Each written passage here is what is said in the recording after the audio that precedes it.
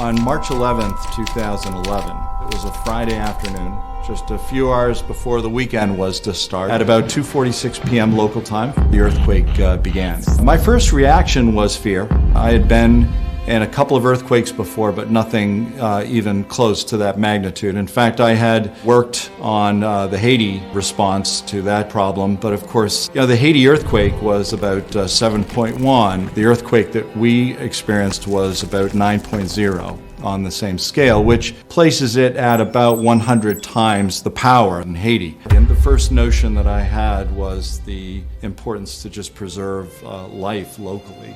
It was that severe. Immediately after that, I assembled my immediate team within the headquarters of my most senior specialists, and we began to recognize that we probably would be called upon to provide logistics support.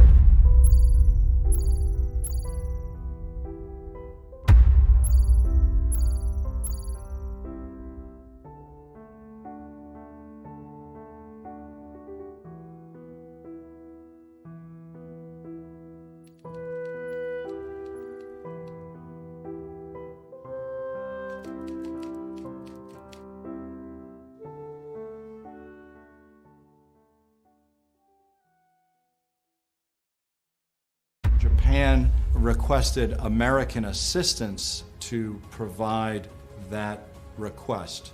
That request would be considered at the highest levels of the American government, in essence the Department of State, and then perhaps if Department of Defense were the most capable entity to provide that assistance, that request would be given to the Secretary of Defense. The Secretary of Defense, through consultations, would decide whether that request to be considered formally a requirement. Once it is considered a requirement, that requirement would be deemed through this statute to have appropriated funds backing it up.